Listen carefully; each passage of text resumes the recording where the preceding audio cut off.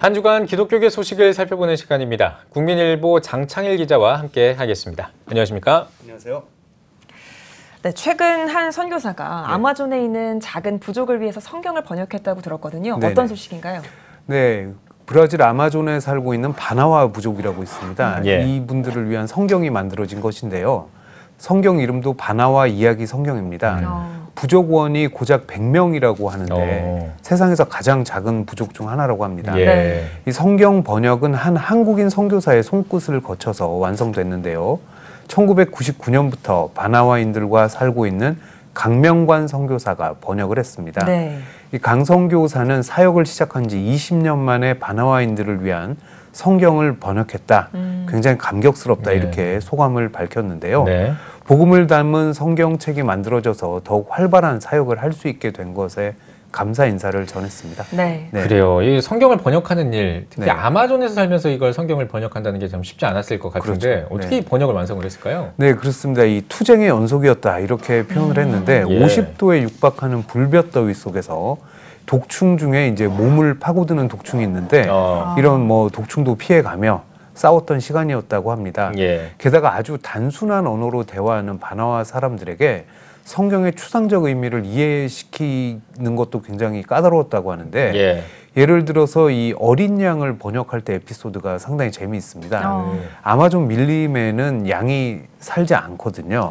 그렇군요. 그러다 보니까 바나와 사람들에게 강선교사가 이 사람들에게 익숙한 돼지라고 번역을 할까 고민을 했는데 성경에서는 돼지를 불결한 동물로 보기 때문에 의미가 왜곡될 우려가 커서 포기했다고 합니다. 결국 양을 보여주기로 마음을 먹고 진짜 양이요? 네, 그렇습니다. 수백 킬로미터 떨어진 도시로 비행기 타고 나가서 살아있는 양을 구해와서 보여줬다고 합니다. 와, 대단하네요. 그러면서 양이 성경에서 어떤 의미를 지니고 있는지도 함께 가르쳤다고 하는데 일종의 산 양을 데려다가 시청각 교육을 한 셈입니다.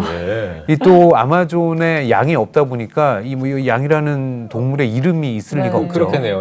이름을 뭐라고 붙일까 고민을 하는데 강 선교사가 이 부인 심순주 선교사와 양에 대해서 한국어로 늘 얘기하는 거를 옆에서 들은 바나와 사람들이 우리도 양이라고 부르고 싶다. 그래서 포르투갈어 알파벳을 활용해서 양이라고 소리가 나는 그 이름을 지었다고 합니다. 대단합니다. 저희가 성경을 읽을 때 아무렇지 않게 당연하게 받아들이는 것들이 문화권이 다른 지역에서는 좀 낯선 표현이 될 수 있을 것 같습니다. 또 다른 이야기들이 있나요? 네, 이 앞서 제가 말씀을 드렸는데 이 바나와족이 말은 있습니다. 이렇게 말은 오랫동안 해왔던 말이 있는데 문자가 없다 보니까 브라질의 공용어인 포르투갈어 알파벳을 활용해서 소리 나는 대로 성경 번역을 했다고 합니다. 이를 위해서 포르투갈어 알파벳을 읽는 법도 함께 가르쳤다고 하고요. 이 바나와 사람들을 위한 특별한 성경은 창세기부터 요한계시록까지 성경 66권 전체를 번역한 건 아닙니다. 하나님의 구원 약속이 담긴 100가지 이야기를 발췌해서 번역했는데요. 이 바나 사람들에게 구원의 확신을 주기 위한 선택이었다고 합니다. 제가 이 성경을 봤는데 마치 동화책 같습니다. 그림도 많고요. 그런데 그림이 다 흑백으로 되어 있습니다. 이 이유를 물어보니까 바나와 사람들과 성경 공부도 하고 그림에 색칠도 하면서 복음을 조금 더 편하게 즐겁게 나누기 위해서 배려했다고 합니다. 기술이 없어서가 아니라 이제 그렇죠. 일부러 그런 거군요. 한번 칠해보겠다. 이런 취지고 강선교사는 바나와 성경과 함께 아마존 이야기 성경도 함께 펴냈습니다. 이 아마존의 기대사는 100만 명이 넘는 여러 부족을 위한 성경인데요. 앞으로 강선교사는 배를 타고 여러 부족 마을을 방문해서 성경 전달하고 복음도 전달하고 함께 성경 공부도 하겠다 이런 계획을 밝혔습니다. 아마존이 참 넓지 않습니까? 굉장히 넓죠. 이 선교사 한 분이 진짜 겨자 씨의 믿음이 아주 큰 열매로 나올 것 같습니다. 참 귀한 사역을 하고 계신 것 같은데. 알겠습니다. 이번에는 다음 소식으로 한번 좀 넘어가 보도록 하겠습니다. 최근에 군종장교 선발 시험이 있었다고 들었습니다. 저희 이제 군목, 저희한테는 익숙한 단어인데 어떻게 선발되는지는 좀 잘 모르는 게 사실이거든요. 그렇습니다. 이 결론부터 말씀드리면 군종장교 선발 시험은 국방부가 주관합니다. 문제는 육해공군 사관학교 교수들이 출제하고요.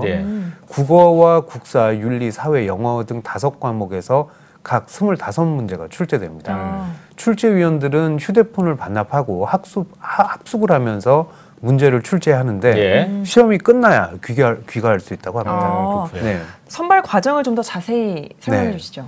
이번 시험은 지난달 20일에 진행됐습니다. 시험을 치른 학생들에게 물어보니까 영어가 좀 까다로웠고 국어 문제 중에 구조주의 언어학자 페르디낭드 소시르의 기표와 기의 개념을 묻는 지문이 조금 이해하기 어려웠다. 이렇게 말하더라고요.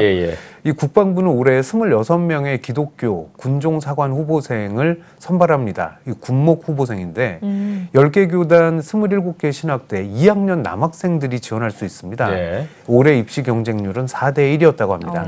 이 내일 합격자 발표가 있는데요. 필기시험 합격자를 대상으로 면접과 인성검사, 신차검사, 신원조사를 진행한 뒤에 최종 합격자를 발표합니다. 이 2015년부터 인관하기 시작한 여성 군목은 별도 전형으로 선발합니다.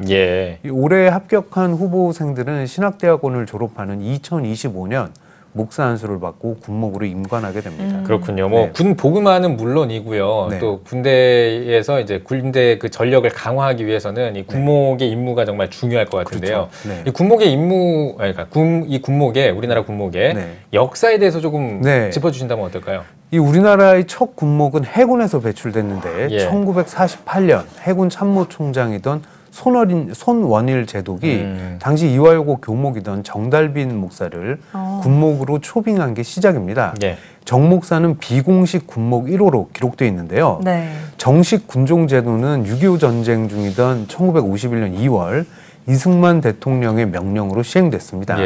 28명의 육군 군목 1기가 선발됐고 52년 5월엔 국방부 안에 군종실이 설치됐습니다. 군목이 현역 장교의 지위를 얻은 건 54년 12월부터라고 합니다. 알겠습니다. 선발되는 군종 목회자들이 청년들을 신앙으로 잘 인도하는 사역자들이 되길 바라겠습니다. 아마존 선교사 이야기부터 군종 목사 후보 선발에 대한 소식까지 살펴봤습니다. 장창희 기자 잘 들었습니다.